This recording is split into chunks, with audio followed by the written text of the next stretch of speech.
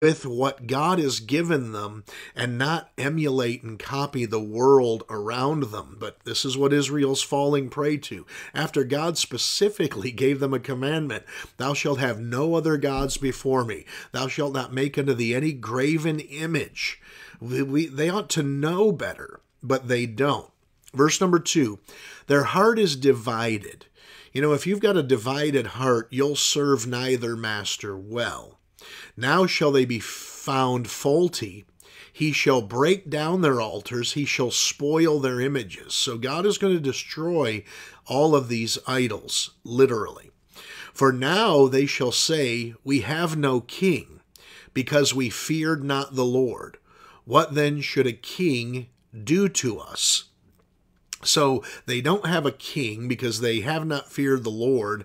And so they say, well, if we haven't feared God and everything is okay, what loss would that of a king be? A king's not going to be able to touch us if God hasn't touched us. Well, they're quite wrong about that, aren't they? Let's continue. And we're going to read several verses here. They have spoken words, swearing falsely in making a covenant. Thus judgment springeth up as an hemlock in the furrows of the field. The inhabitants of Samaria shall fear because of the calves of Bethaven, for the people thereof shall mourn over it, and the priests thereof that rejoiced on it, for the glory thereof, because it is departed from it. It shall be also carried unto Assyria for a present to King Jareb. Ephraim shall receive shame, and Israel shall be ashamed of his own counsel. As for Samaria, her king is cut off, as the foam upon the water. The high places also of Avon, the sin of Israel, shall be destroyed. The thorn and the thistle shall come up on their altars, and they shall say to the mountains, cover us, and to the hills, fall on us. O Israel, thou hast sinned from the days of Gibeah. There they stood.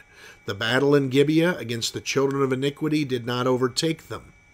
It is in my desire that I should chastise them, and the people shall be gathered against them, when they shall bind themselves in their two furrows. And Ephraim is as an heifer that is taught, and loveth to tread out the corn. But I passed over upon her fair neck. I will make Ephraim to ride, Judah shall plow, and Jacob shall break his clods. And so that's a lot of poetic and even confusing language that ultimately amounts to Ephraim, which is Israel, placing too much trust in other nations for alliances, for protection, for trade, and so forth, while ignoring God. You know, if we feel like we have a strong enough social foundation, we'll reject God and ignore him and think, well, my people have my back. My friends are going to be there for me. My friends are all I need. Yeah, except friends don't always stay. Friends don't always show up. Friends don't always come through like you think they're going to come through. You cannot rely on man over God. And that's what Israel's primary problem is here. Now, God is going to teach them what to do in order to get right with him now. So if you're backslidden this morning, if you're out of the will of God, here you go. This is the formula or the recipe for getting right with God. Sow to yourselves in righteousness. Now, righteousness is good deeds, so start doing some good deeds. Reap in mercy. When we serve others, God is merciful to us. Break up your fallow ground. For it is time to seek the Lord till he come and rain righteousness upon you. So fallow ground is hardened ground in the field. I'm told by farmers that after you've planted a field 2 or 3 seasons, just the machinery and equipment alone treading over that earth and the blades to plow the earth up don't run deep enough to break up this hard crust that's under the surface that gets tilled. And so you've got to set your blades even deeper to break up that fallow ground, that ground that's been tread over and over and over again, because there are nutrients in the soil that cannot get to the seed or the plants like they need to because of that hard, fallow ground, that crust.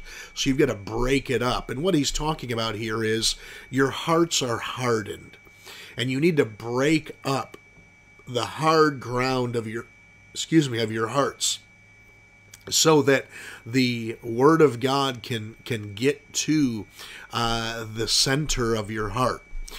And he says it is time to seek the Lord. You know, you've got to go after God. Here's the thing. Before you're saved, God seeks you out.